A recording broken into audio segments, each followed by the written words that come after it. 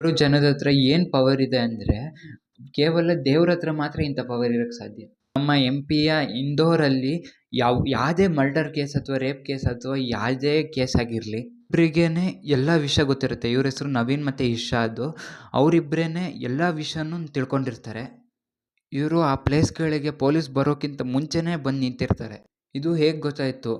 ಈ ಇವಾಲ್ಯೂಯೇಷನ್ ಮಾಡಬೇಕಾದ್ರೆ ಈ 1240 ಕೇಸ್ಗಳಿಗೆ ಇವರು ಎವಿಡೆನ್ಸ್ ಆಗಿ ಪ್ರೊವೈಡ್ ಮಾಡಿದ್ದಾರೆ ಅಲ್ಲಿನ ಪೊಲೀಸ್ಗಳು.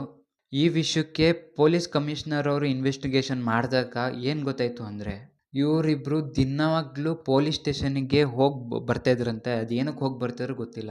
ಸೊ ಇಷ್ಟೇ ತಗೊಳ್ಳಿ, ಯಾವಾಗ ಪೊಲೀಸವರಿಗೆ ವಿಟ್ನೆಸ್ ಸಿಕ್ಕೋದಿಲ್ಲ ಅಂದರೆ ಸಾಕ್ಷಿ ಸಿಕ್ಕೋದಿಲ್ಲ, ಇವರಿಬ್ಬರನ್ನೇ ವಿಟ್ನೆಸ್ ಆಗಿ ಪ್ರೊವೈಡ್ ಮಾಡ್ತಿದ್ರಂತೆ ಕೋರ್ಟಿಗೆ.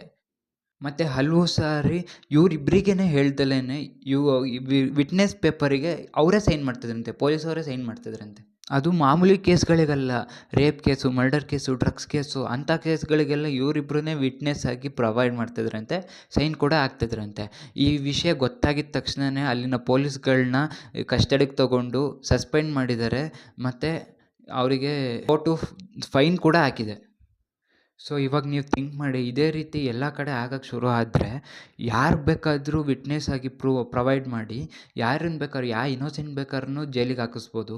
ಈಗಾಗಲೇ ಲಕ್ಷಾಂತರ ಜನ ತಪ್ಪು ಮಾಡ್ದಲೇ ಜೈಲಲ್ಲಿದ್ದಾರೆ. ಇದೇನಾದರೂ ಇದೇ ರೀತಿ ನಡೆದರೆ ಇನ್ನೂ ಆ್ಯಡ್ ಆನ್ ಆಗ್ತಾರೆ. ಕಳ್ಳರು ಮತ್ತು ರೇಪಿಸ್ಟ್ಗಳೆಲ್ಲ ಹೊರಗಡೆ ಆರಾಮಾಗಿ ಸುತ್ತಾಡ್ತಾರೆ.